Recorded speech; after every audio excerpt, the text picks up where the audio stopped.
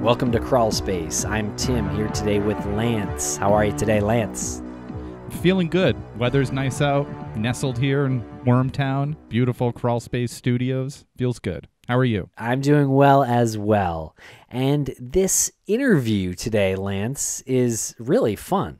We talked to Steve Fishman of the podcast. Actually, let me stop myself. The hit podcast Empire on Blood. And according to Inverse.com, the #1 podcast in Virginia. So how's that? Congratulations, Empire on Blood and Steve Fishman, for a spectacular true crime series.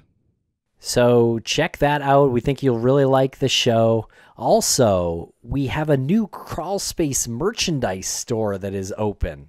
I just ordered a watch, Lance. It says Crawlspace TikTok. Check it out. It's on Twitter. You can see a picture. It's really great. What else do we have, Lance? Well, now whenever I ask you what time it is, you don't have to say, oh, I don't know, and you run around and you're looking for a clock. And Half past a freckle. I just want to know what time. Yeah, half past a freckle. So how can our listeners get one of these watches or one of these many other products? Well, you can go to crawlspacepodcast.com and click on the shop link, and that'll bring you right to our Zazzle store. Zazzle. We have a couple of collections going. The Wormtown collection is in honor of Worcester, where our studio is. So we are developing product that will be uploaded there very soon. But the Crawlspace trunk is all of our logoed T-shirts, hats, water bottles, your watch, a bunch of stuff, a deck of cards. So that's where you can get all of these products. Yeah, I really want to see a Wormtown shirt with like a Crawlspace with like a giant worm like crushing the city. I feel like that would be a really fun thing. I feel like the two go hand in hand.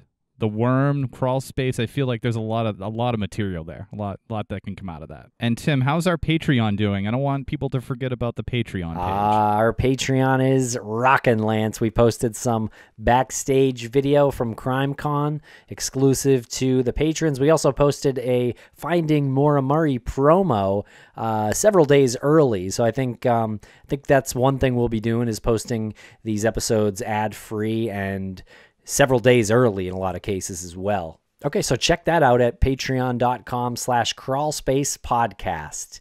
And now, without further ado, let's get to Steve Fishman and the podcast from Panoply, Empire on Blood.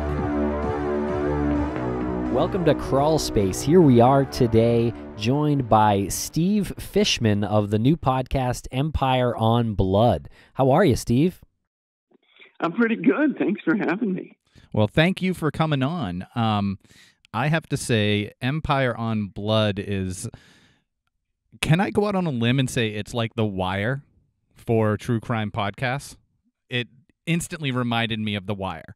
The characters that you depict are so similar. Was that something that you saw when you started looking into it and when you started producing the podcast? Yeah, definitely. I thought of The Wire. I mean, it's kind of The Wire set in Giuliani time in New York, with the buildings are in just complete collapse and the Bronx is burning and crime is, there's like 2,000 murders a year. So, the setting is kind of parallel. And then the world of the drugs is really parallel. And, we also, what I was really proud of in Empire on Blood is that we were able to get not only the drug dealers and the criminals and people who are convicted and in one case wrongly convicted, but the prosecutors talked to us and the detectives brought us into their world. So you got this fully fleshed out world of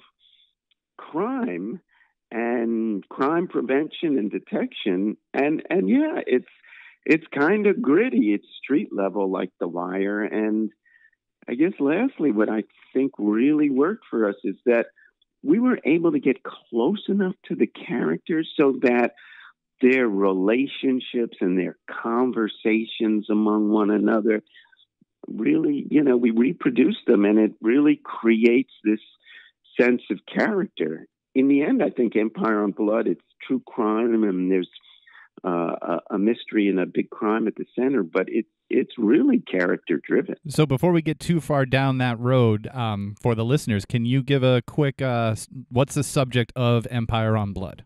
Well, Empire on Blood, first of all, I've been following this one case for 7 years, way too long to be any good for my career as a journalist. But what kind of fascinated me about it was getting into this world of New York City in the 1990s, when the city is really teetering and nobody really knows if it's going to be able to exist. And then getting into these characters, basically, it's about this drug dealing mini cartel in the Bronx, and you have them kind of making it really on their own terms. There's mink coats and BMWs and flashy diamond jewelry. It's set in a world of either innocence or strangeness. I mean, like the art heist, we're not in that world. We're really kind of at street level where crime is part of daily life. And then what happens is you kind of go into this life among these characters, you get to know them, and there's a double homicide. And a double homicide really presents the kind of engine for this story, because within the group, you have all kinds of conflicts. One guy turns on another. There's this kind of available double homicide. It's like floating in the air. It hasn't been assigned to anybody yet. The prosecutors can't really crack the case. And so one guy turns on the other and becomes an informant, putting him in prison for life.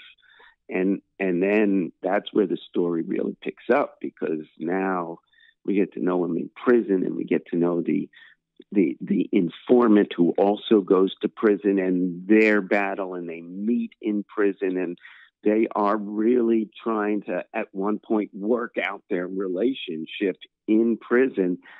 But really what we ended up focusing on is what becomes a 20-year, 2-decade quest by the one guy, the guy who was convicted of the double homicide, to get himself free. So, it's The Wire, but true. And that one guy is Calvin Buari, correct? Correct. Calvin Buari was the real leader of the group, and he's the guy who had 2 full-length mink coats, probably the best dressed drug dealer ever, maybe, at least for a guy who stood on the corner selling crack. And he was a really good drug dealer. He actually helped bring crack to the Bronx, but a really entrepreneurial guy who goes to prison for 50 years to life and kind of converts those entrepreneurial skills into managing a campaign for his exoneration, which he's doing from a prison payphone. And one of the people he calls is me, and I kind of get wrapped up in this case and this campaign for a long time. Okay, so let's just back up just a little bit. Who is Calvin convicted of killing?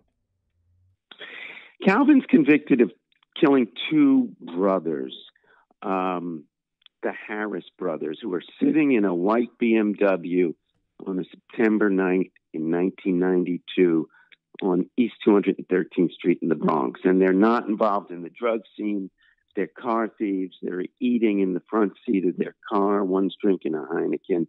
And somebody walks up behind them, and from the passenger side opens fire with a 9mm gun, 13 bullets. These guys are bloody messes. And that's the homicide at the center of Empire on Blood, which kind of sets everything in motion. So the title Empire on Blood is the corner that Calvin operated from during his reign as the crack kingpin of the Bronx, right? Yeah, that corner was eventually dubbed the Corner on Blood by the New York Daily News because it became incredibly violent. There was one 6-week period in the summer when there were probably 8 shootings right on and around that corner. So it was, even for a time when there were 2,000 murders a year, that really stood out. And it was the kind of situation where the cops and the authorities had to react. They had to do something. And what happens is that Calvin now he's the target. He's the guy that the cops want. And they form a task force and they start talking to the press. And I've covered crime a while. I don't think I've ever seen this. They openly say, we want Calvin Bawari. We want him off the streets. And they kind of go so far as to what seems to me to concoct a story about Calvin Bawari knowing black magic. It's like he's, kind of the devilish superhero with these magic powers that are ruining this neighborhood. And how old was he when this went down? He was in his 20s, right?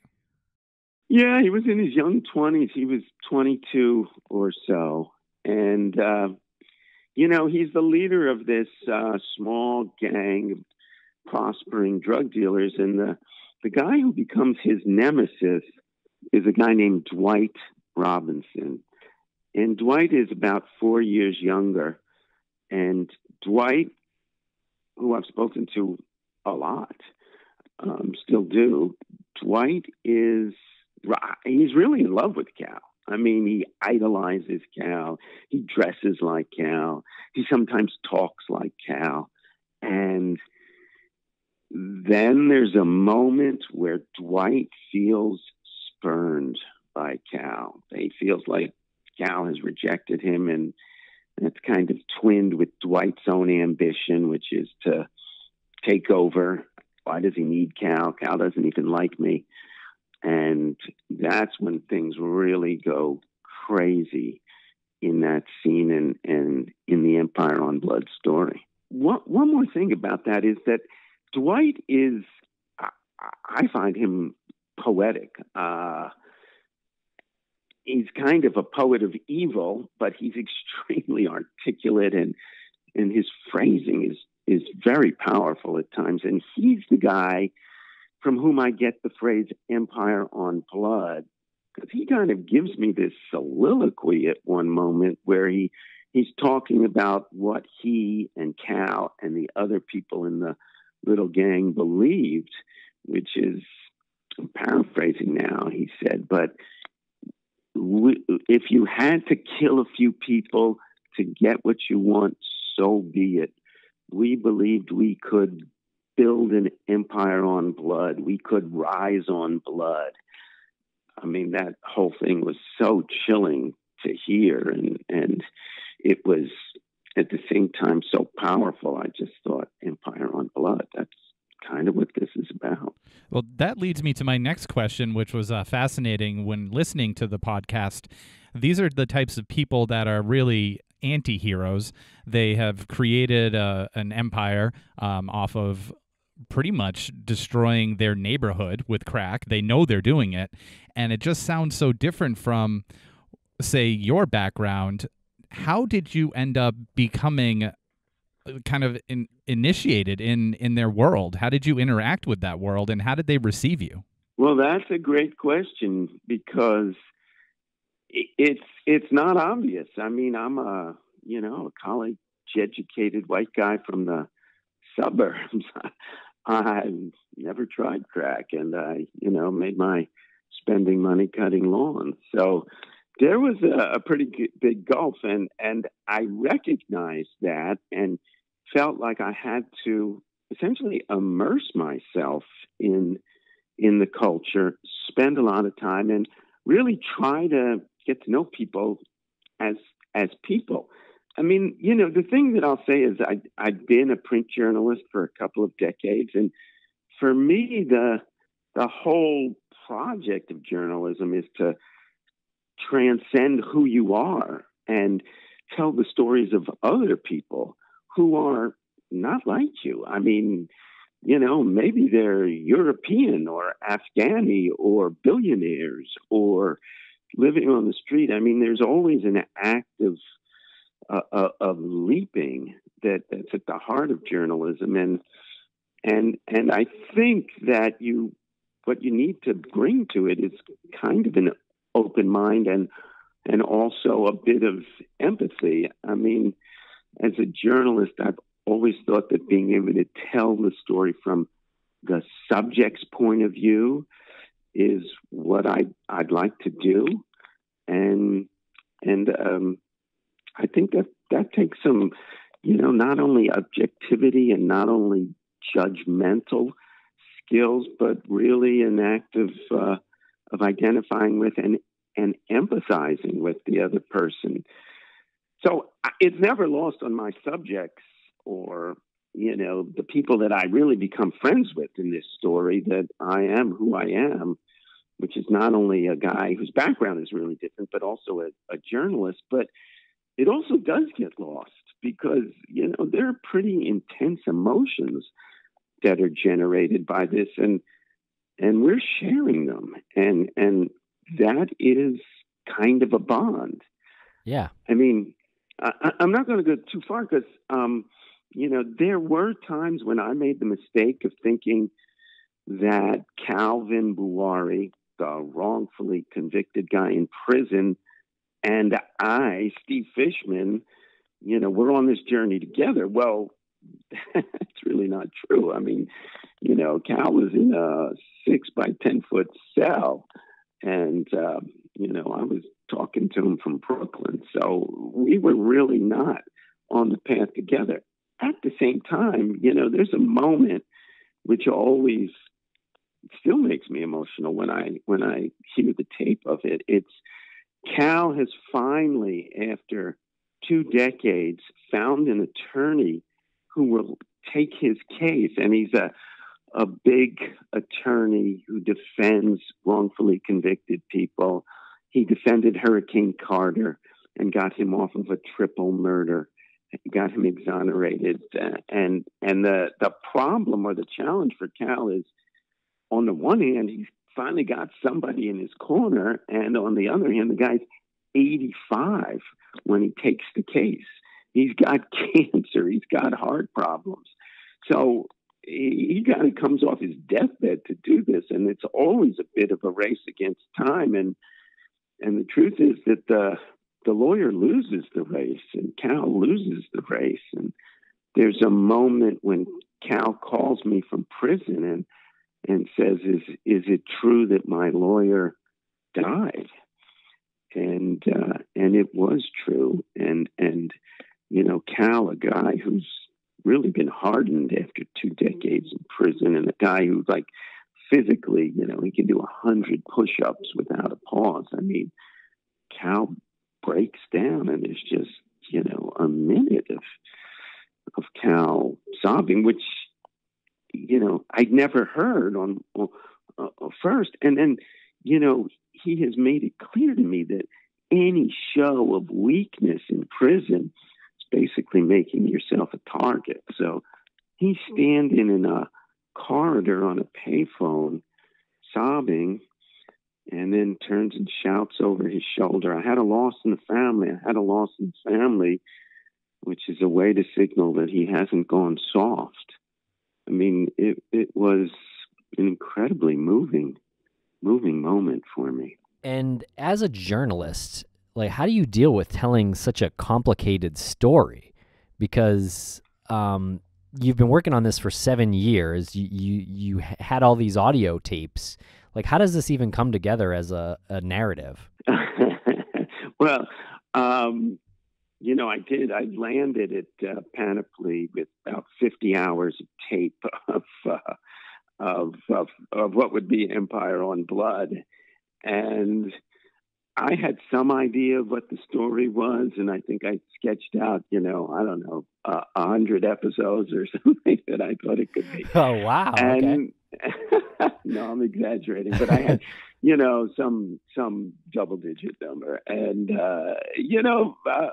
I'd been a print journalist for 20 years, so my background in audio and audio narrative storytelling was fairly limited, and luckily Panoply had some really talented producers. Mia Lobel and Julia Bartman was my story editor, and Emil Klein was a great producer who helped gather so much material. So in some ways, I really kind of put myself in the hands of really talented audio people.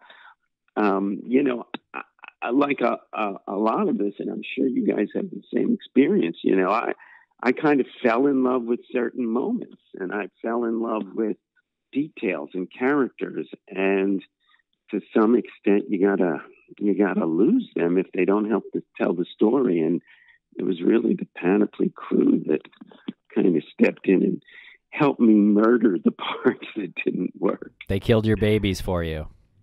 Yeah, I killed my baby. So, this issue with Dwight, right? So there's Calvin on one side and Dwight on the other side. Calvin was the head drug dealer. Dwight was kind of his apprentice at one point. But is it true that Calvin might have killed Dwight's brother? Well, this is really part of the interesting, fascinating lives of this particular gang. So at the heart of this is this conflict between Dwight, the protege, who idolizes Cal, and Cal, who is really, he has to keep power, he has to consolidate power, and the conflict that breaks out between them, it characterizes and engulfs this whole operation on the corner on Blood. So really, there's kind of a drug war on the streets, and that's July 1995, June 1995. That's when you get 8 shootings, and one of those shootings is of Cal. Now, years later, when I interviewed Dwight talked to me about how that shooting occurred. And Dwight told me the story about how he and his brother Peter ambushed Cal. They basically jumped up from some bushes and came walking towards Cal's car, firing as they went. Cal takes 2 bullets in the leg and makes his getaway and survives. And then 1 week later, Peter, Dwight's brother, is murdered. No one is ever charged. No suspect is ever pointed out. But Dwight comes to believe that it is Cal who has either killed or arranged for the killing of his brother.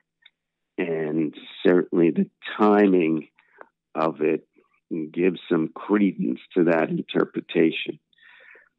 Now, the kind of fascinating thing in terms of the dynamics of this group is now you do have Dwight and Cal really at war with one another, hiding on the streets and staking out one another.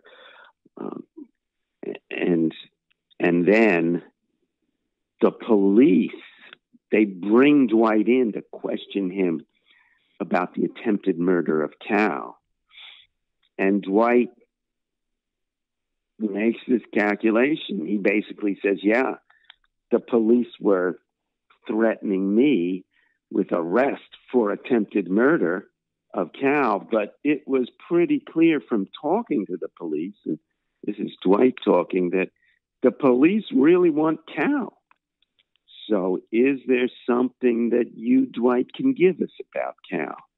And there's this 3-year-old double homicide hanging around, waiting to be pinned on someone, and Dwight snatches it kind of out of the air and says, I saw Cal do this. What happens is now you have Dwight changing loyalties. He's changed sides. He's found somebody new to kind of declare his loyalty to, and that's the prosecution. So suddenly you have the cops and the prosecutors who have really wanted to get Cal off the streets. They've got a guy who's saying he's an eyewitness to Cal murdering these two guys on the street. And Dwight does more than that. I mean, Dwight recruits witnesses. He brings drug associates in who also claimed to be eyewitnesses to this murder, and also claimed that Cal was the perpetrator. And I spoke at length to the prosecutor, and his view is, and this is a quote, he says, Dwight was a gift. Without Dwight, we would have had no case. Right. So this whole murder, I mean, it's been moribund for 3 years, and it's about to be dismissed. And now in comes Dwight, ready to help. So that puts Cal in prison. And can you take us back to when you first heard from Cal, and it was a phone call from him from prison to you at your home, correct? That's right. The phone rings one night, and now there's that funky female recorded voice that says, "You have a collect call from a New York State Correctional Institution." Of course, they give you the option of blocking it or not paying for it. But I was prepared to hear from Cal because we had a mutual acquaintance, a guy who had been in prison with Cal and had written his own appeal that got him out of prison. I'd become friendly with this guy, and this guy turned to me and said, I think Cal's innocent. Can he give you a call? I said, sure. So Cal is on the other end of the phone one night, 2011, and he just starts to race through what he says is the evidence of his innocence. And I mean, one thing piles on the other. There's witnesses lied and evidence that was lost and prosecutors who suborned perjury. And, it's too much for me. I mean, I covered Son of Sam, and I'd written about Madoff, and I'd written about wrongful conviction. So I've been approached by prisoners from time to time, and they were declaring their innocence. They are really complicated cases, and, everybody in prison is innocent. So I was kind of skeptical going in. And then, there's something in Cal's voice. I mean, I kind of end up picturing him running this campaign for his freedom from a prison payphone. And I guess my leap at that point is, I just can't imagine. I can imagine, having a system stacked against you. And there was this pleading in Cal's voice. And I really never, took an affirmative step saying I'm in. I said, well, okay, send me the transcripts of your trial. I'll have a look. And that's really, for me, the moment when, I got this sudden insight into the criminal justice system and, into the wire-like setting of this environment and this story, because the transcript, it's 1,100 pages. It reads like a play, a piece of theater. And suddenly what I see is, there are like 6 witnesses that testify they saw Cal, and they're all getting deals. I mean, they're all getting get out of jail free cards. There's one guy who's in prison, and he basically is told, you can stay in prison, or we can help you get out of prison if you want to testify. I mean, for most people, that's not a difficult choice. So he comes and testifies, and Dwight puts another guy in the back of a police cruiser and recruits him. So this whole trial starts to look so strong-armed, such a kind of production with people with really compromised motives.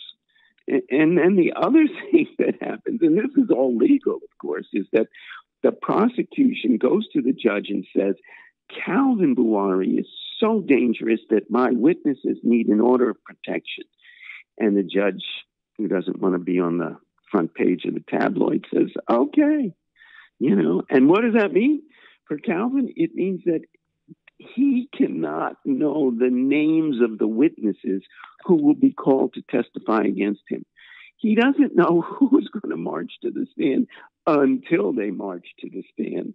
And I mean, if you can imagine the handicap that presents to somebody, you can't prepare, you can't investigate. You got at least one hand tied behind your back, and I found that really compelling.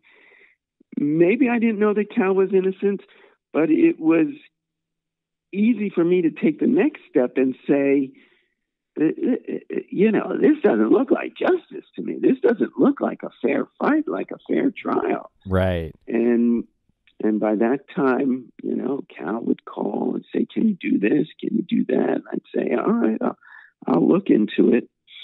And it took me some time, but little by little, I became. I mean, I was hunting down witnesses, and then there's this big break in the case. These two new witnesses who claimed to be eyewitnesses, who claimed to have lived at the scene of the crime when the crime occurred, and since moved out of state. They surfaced, and I took a train ride with the private investigator down to talk to them, and boy, their story's completely different than the story that was told in trial.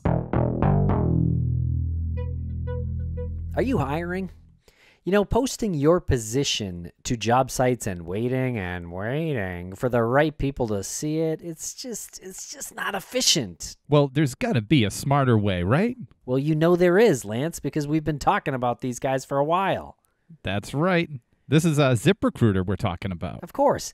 ZipRecruiter actually learns what you're looking for, identifies people with the right experience, and invites them to apply to your job. How simple does that sound? It sounds so simple, and that's what people need when they're looking for the right talent. They need simplicity, and they need statistics. And in fact, 80% of employers who post a job on ZipRecruiter get a quality candidate through the site in just one day. What?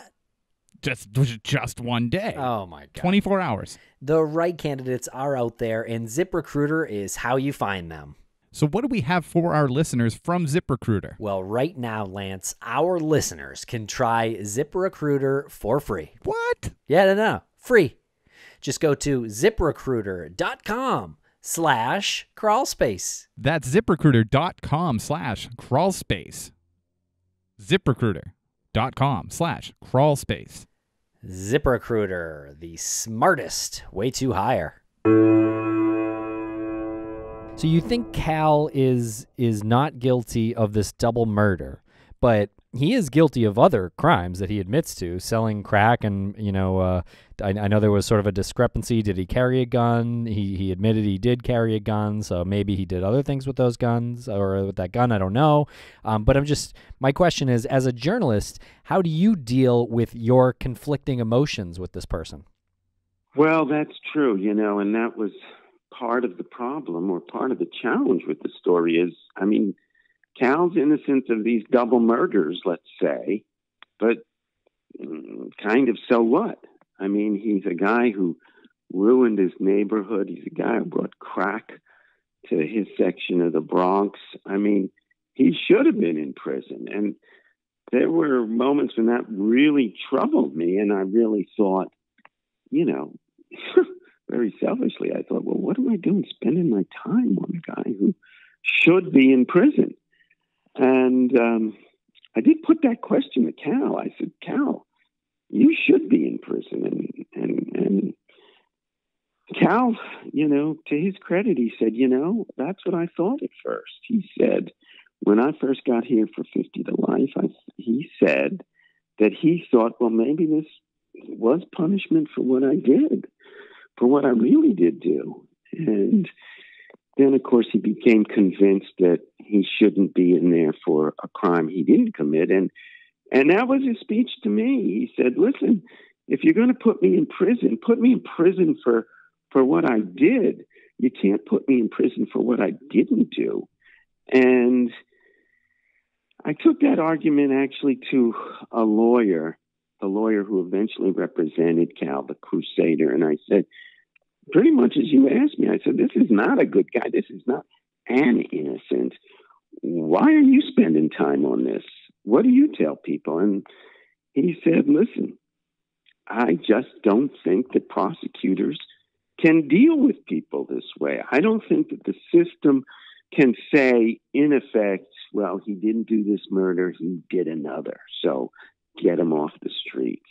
And finally, for me, that was the side that I came down on. I felt like, yeah, there's a bad guy in the center of this, and that was Cal, but are the prosecutors, are the detectives, are they good guys if they are trying to put away a guy for a crime that it would seem pretty clear he didn't commit?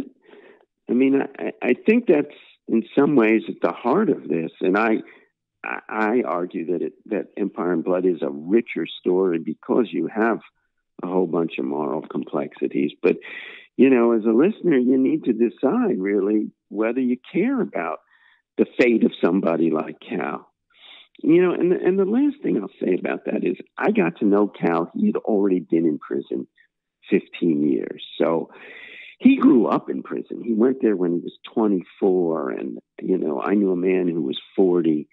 And he actually learned patience and perseverance and self-discipline in prison. I mean, he learned life skills. He was a different person. And I really came to believe that if someone is a candidate for rehabilitation, you know, it was Cal. He's a guy who I came to believe would be okay on the outside, okay for himself and okay for the rest of society. The way Cal was put into prison, the method in which he was convicted, do you think that was a byproduct of the Rudy Giuliani era in New York? Because he came in and he was the tough cop. He was, you know, the new sheriff in town and really locked down on the criminals. Was Cal a victim of that? Was he collateral damage? Oh, yeah, there's no doubt he was. You know, but, you know, listen, you know, it's 25 years later after Giuliani became mayor, after it was, you know, Giuliani time. And so it's easy for us to refocus and recontextualize this whole thing. I mean, now, you know, we see what's happening in Staten Island and in Ferguson. And, you know, we're very alert to the idea of Black men being incarcerated in a mass way that is, I mean, just the very statistics of it let you know how unfair it is. But back then, the New York City was really a city that was on the edge. You know, people really thought twice about taking the subway at night, and people were fleeing the city. There were 2,100 murders a year. I mean, you know, that's like 6 a day. I mean, by comparison, there's like 200 or 300 now. So a year. So it was a crazy time. You know, cars were being stopped and hijacked at stoplights. You know, you talk to people from that time, and it was a different city. And there was really, as one guy who grew up in that era told me, that, you know, we thought we were going to lose the city. So Giuliani comes in with a mandate, and, you know, he's one of the good guys at that point. And the prosecutors certainly see themselves as carrying out this important job. And it is, listen, you know, the corner on Blood is better off without crack cocaine being dealt on it. So, you know, there's kind of a complicated picture. And, you know, one of the groups that's really yelling for police intervention is the Black community in Cal's neighborhood, in the Bronx, in a lot of places where drug violence is rampant. So, you know, the kind of racial politics of the era are quite different than what we see playing out today. And I think that it's important to keep that in mind, because I didn't think that anybody necessarily went in to do evil. I didn't necessarily think anybody went in to do a bad job. I think there were mistakes made, and I think there was overzealousness and maybe indifference. But, you know, by their own lights, the prosecution, the detectives, they were the good guys, and you know, there's some evidence to support that. Did you ever feel unsafe while you were looking into this case and interacting with these people? You know, I think I have a talent for being able to believe people as they're telling me their stories. You know, I do kind of suspend disbelief, and you know, I entered into the prosecutor's world and the detectives and into Cal's and into Dwight's, and you know, in a weird way, I like them all, even though they hate each other. But you know, yeah, in the end, there's a certain kind of betrayal that happens in journalism, and you know, you sit down either at the typewriter or the computer or the editing board for the audio sound, and you end up making decisions that are somewhat at variance with the feeling that you gave the people you were talking to. So I'll give you a specific example. You know, the prosecutor, as I said, he was he gave his life to fighting crime. He gave his life to being at the district attorney's office, and he was one of their stars. And Turtles, though, too, right? Yeah, that's right. And, you know, so he was a bachelor living alone in a home in Westchester, except for it was more than a hobby. It was a passion for turtles. He had I went up there and there were like 20 turtles and tortoises running wild in his house because he was a rescuer of turtles and tortoises. And as we're speaking, one of them clomps down the stairs, and he's like 127 years old.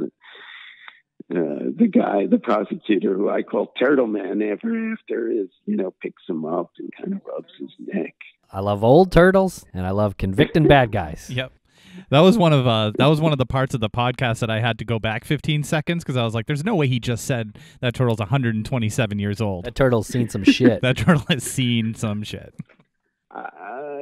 He and I spoke at length, and I understood Turtle Man's point of view. I understood that, he was a guy who picked up his briefcase and sung to himself off to fight crime. And, we need people like that. We need people who are relentless and ruthless and will put bad guys away. Do you think he's convinced that Calvin was guilty of that double murder, or you think he just doesn't really care?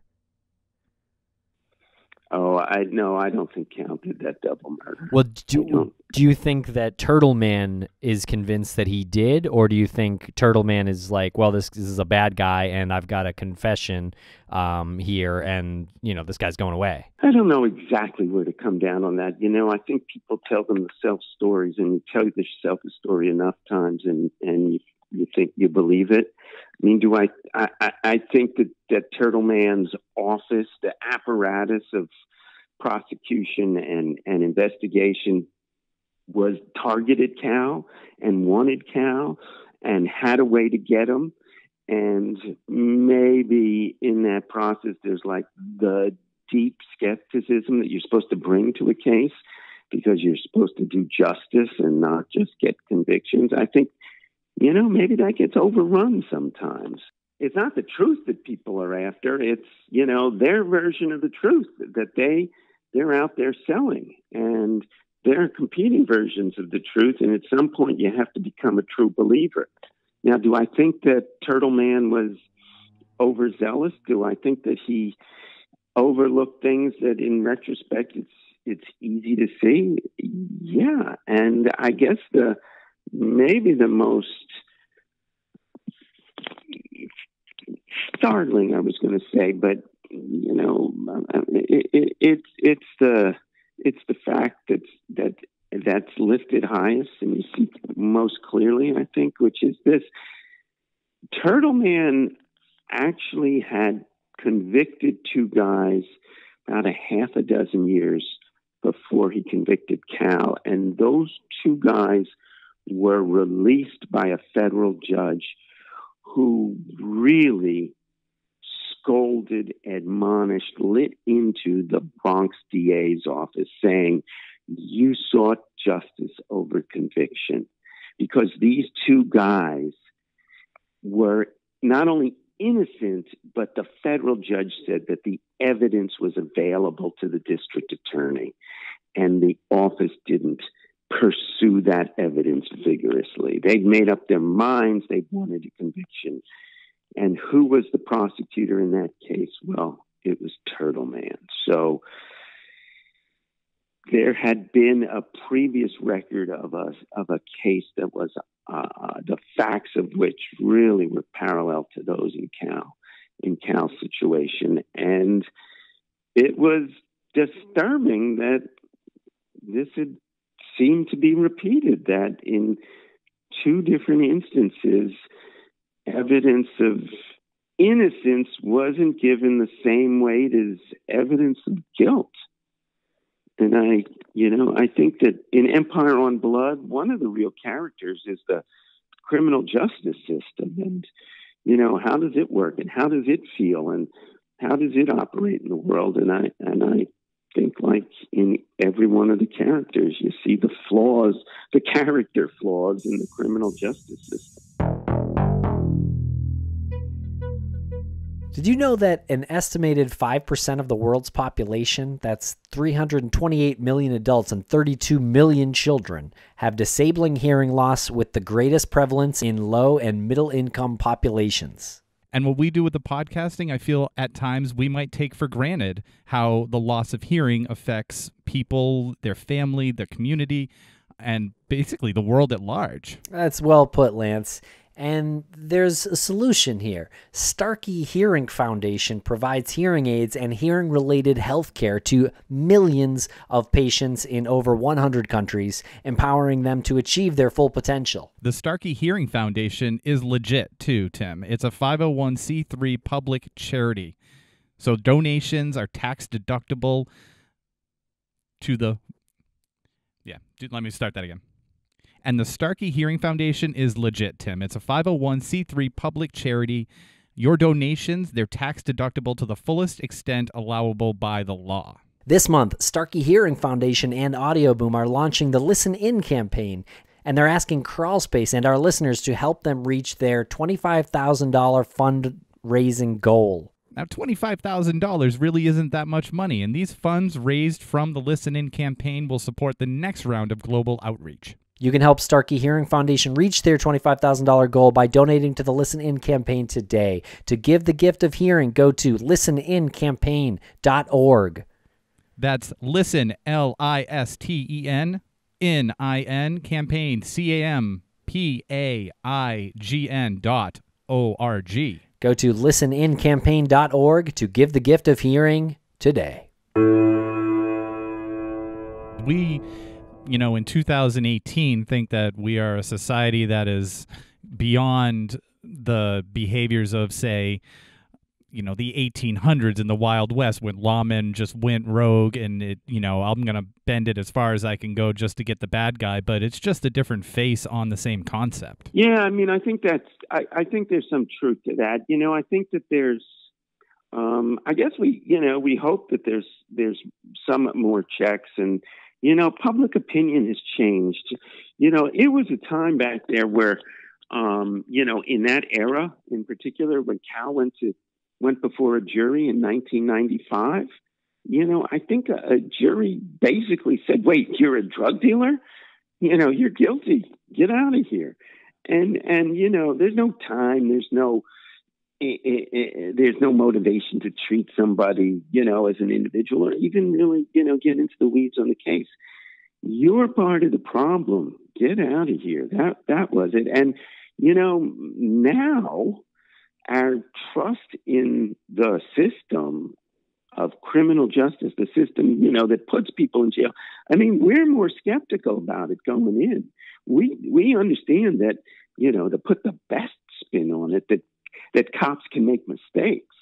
And and to be somewhat harsher about it. We understand that, cops and prosecutors can not only make mistakes, but they can willingly make mistakes, and other people can in concert with that not point out that mistake. So, there's a whole different view of what goes on in the criminal justice system now that's probably a lot healthier than what was going on back then.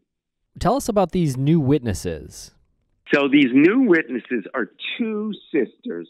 In 1992, on the night of the double homicide, they are living on the second floor right above the murder. It's a drug-infested block.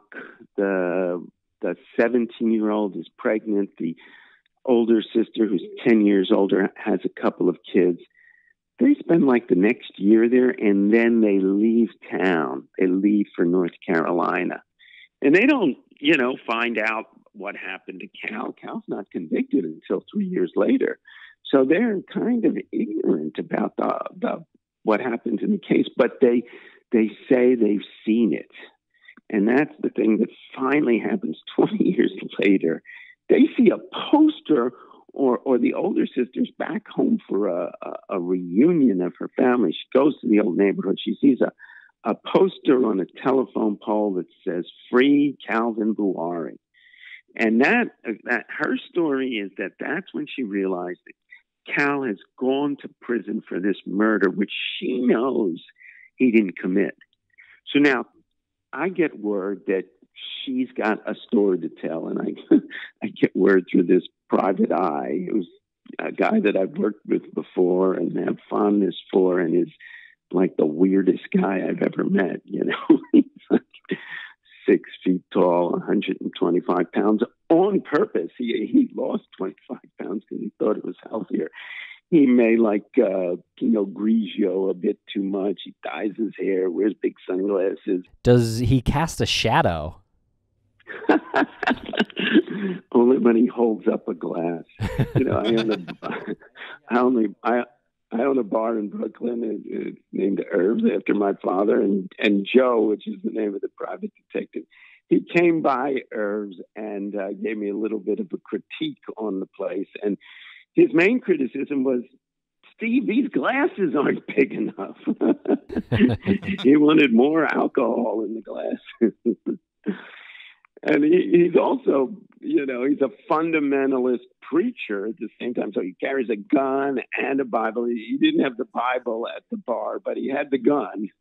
And he, being a fundamentalist, Joe does not believe in things like evolution. He does not believe in the Big Bang Theory, but he did believe that Cal was innocent.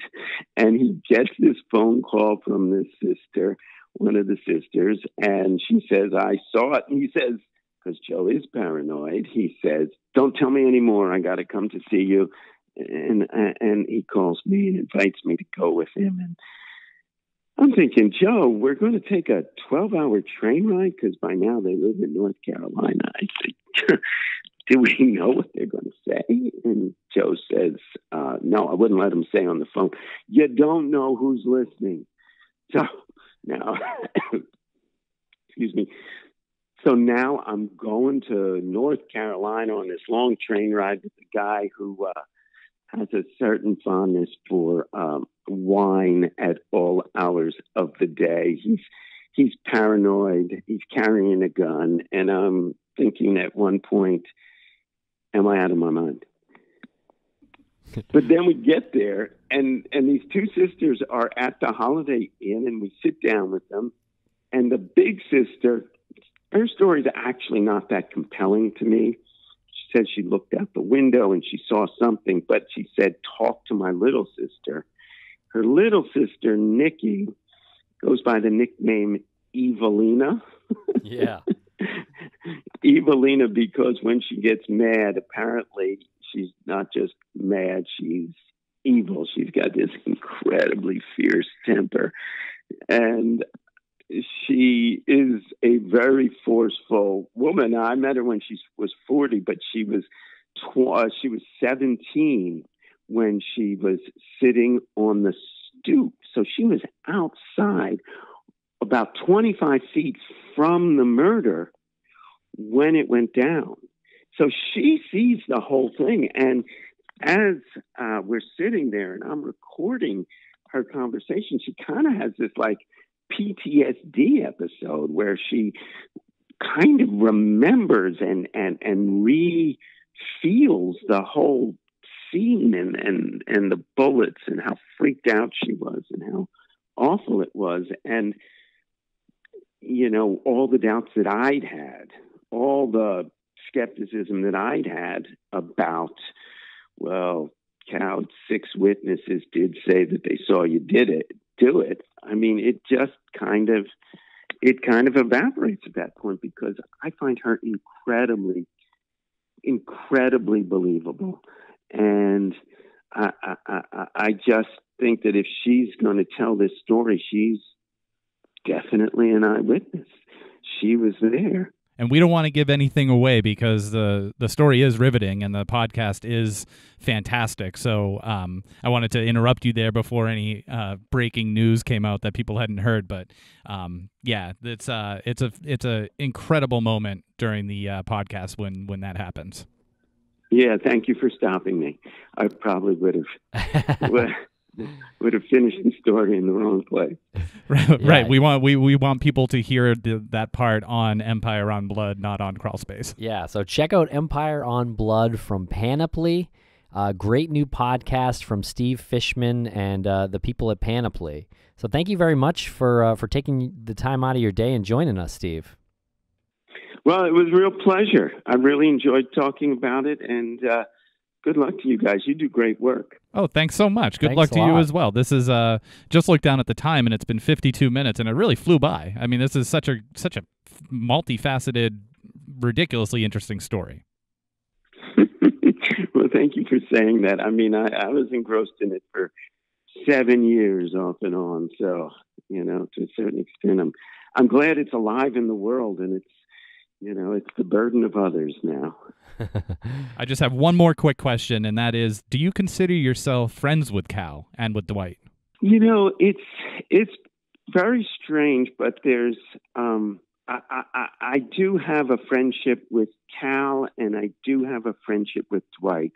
Dwight is in prison for a different murder, so he's serving 25 to life, and he's in his 22nd year of that sentence. And Dwight and I speak on the phone. He calls me, and Dwight has not heard the podcast, so he and I operate kind of without that between us or playing any role in our relationship. And in some ways, I think our relationship as a result is maybe easier. I mean, I may be Dwight's strongest contact to the outside world. So as listeners will learn, Dwight has an obsession with trying to get a hold of a pair of Timberland Chukkas. And apparently he scans the newspapers looking for bargains. And when he finds one on Timberland Chukkas, he calls me. And then I said, "Are you near a computer?" And then I go to the computer and I look them up. So Dwight and I have all kinds of kind of slightly goofy conversations around these things. And Cal and I have in some ways, I guess, a more mature and also, you know, more fraught relationship. I mean, Cal and depended on me to a certain extent for a long time. And I think he likes that I told his story.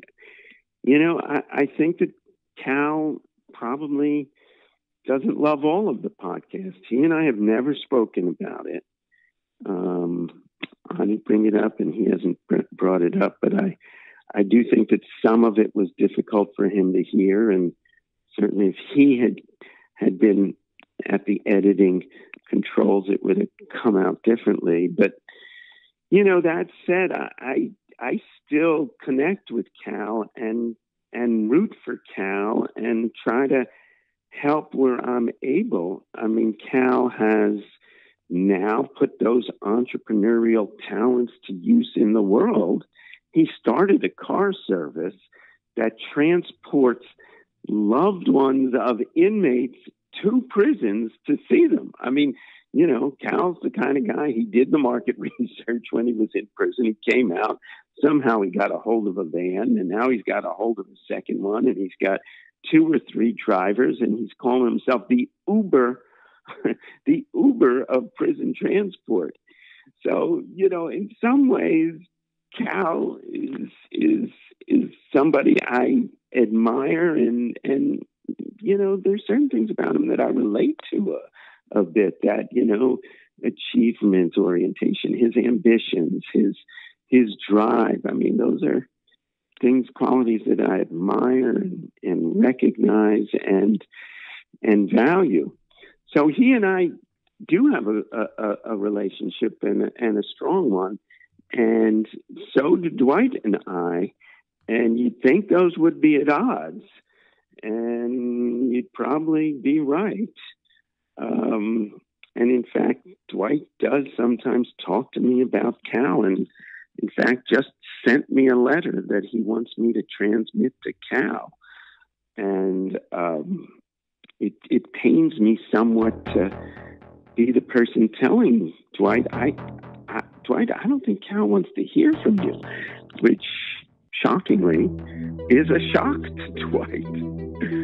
So the answer, I guess, is that I'm still enmeshed in these lives, and some of it's really enriched my own life.